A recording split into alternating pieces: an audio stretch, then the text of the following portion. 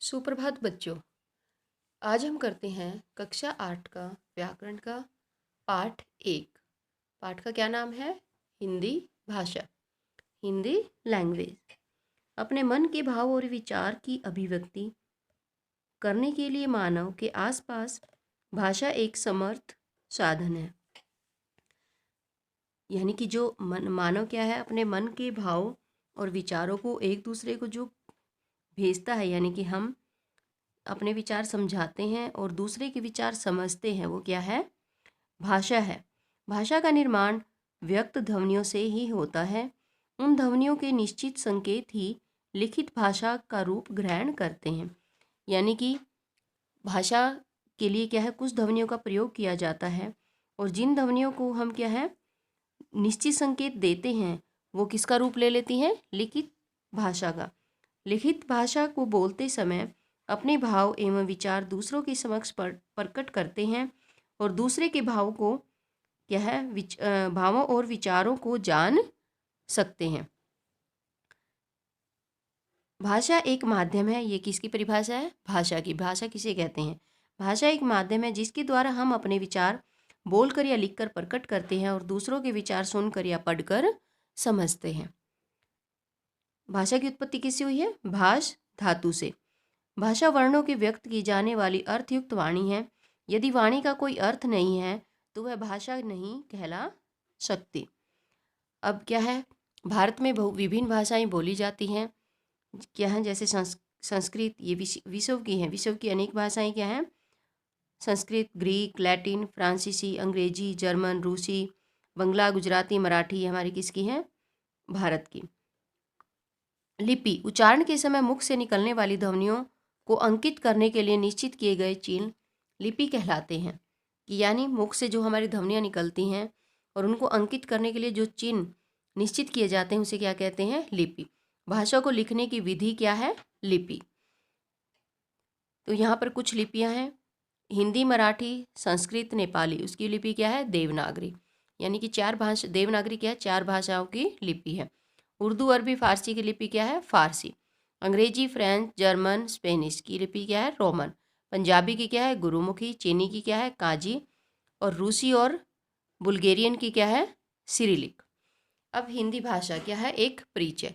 हिंदी का उद्गम संस्कृत भाषा से हुआ, जो न सिर्फ हिंदी वर्ण सभी आर्य भाषाओं की जननी मानी जाती है। यानी कि संस्कृत क्या है? सभी आर्य भाषाओं की क्या है? जननी मानी जाती है, जन्मदाता मानी जाती है। संस्कृत से हिंदी का विकास कर्म क्या है? वैदिक संस्कृत से लौकिक संस्कृत, यानी कि वैदिक से क्या है, ये क्या बनी? लौकिक संस्कृत। लौकिक से क्या है? पाली बनी। पाली से प्राकृत। प्राकृत भाषा से क्या है? अपभ्रंश। अपभ्रंश से शौरसेनी और मगधी बनी और अपभ्रंश से क्या बनी फिर? हिंदी। भारत के अलावा हिंदी मॉरिशस, फिजी, सूरीनाम, त्रिनिडाद आदि देशों में भी बोली और समझी जाती है। आगे क्या है हिंदी भाषा की विशेषताएं? क्या है? हिंदी एक पूर्ण वैज्ञानिक, रोचक, सरल और उदार भाषा है। इसने अपने भीतर अन्य भाषाओं के अनेक शब्दों को क्या है? स्वीकार कर लिया। यानी कि हिंदी में अनेक भाषाओं के शब्द के यहाँ प्रयोग किए जाते हैं। इसमें जो अक्षर जैसे लिखा जाता है ठीक वैसे ही पढ़ा भी जाता है। हिंदी का आज जो रूप प्रचलित है उसे खड़ी बोली कहते हैं। सहज एवं प्रभावशाली होने के कारण यह जनसंपर्क की क्या है? भाषा बन गई है। यह राजभाषा व राष्ट्रभाषा के पद पर भी आसीन है। यानी कि भारत की क्या है? राजभाषा क्या है? हिंदी।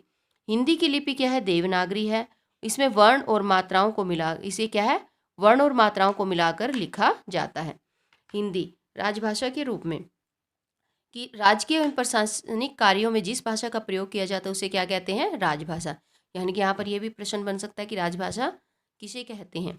14 सितंबर सन 1949 में भारत की संविधान सभा ने हिंदी को राजभाषा घोषित किया था। कब की गई थी? 14 सितंबर 1949 को। इसके अतिरिक्त जिन भारतीय भाषाओं को मान्यता मिली उनके नाम इस प्रकार है: असमिया, उड़िया, उर्दू, कन्नड़, कश्मीरी, कोंकणी, गुजराती, संथाली, डोगरी। ये सारी की सारी भाषाएं क्या है? भारत देश की हैं। हिंदी की उपभाषाएं। हिंदी की क्या है? कि बोली एक सीमित क्षेत्र में बोला जाने वाला भाषा का स्थानीय रूप होता है।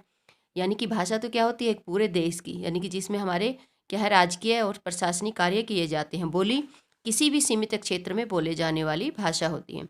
यह कुछ मीलों के अंतराल पर ही बदल जाती है, यानी कि बोली क्या है, कुछ ही दूरी पर क्या है, बदलती रहती है। उपभाषा एक विस्तृत क्षेत्र में बोली जाने वाली भाषा, और उपभाषा क्या है, विस्तृत क्षेत्र में बोले जाने वाली, और बोली क्या है, सीमित क्षेत्र में बोली जाने वाली।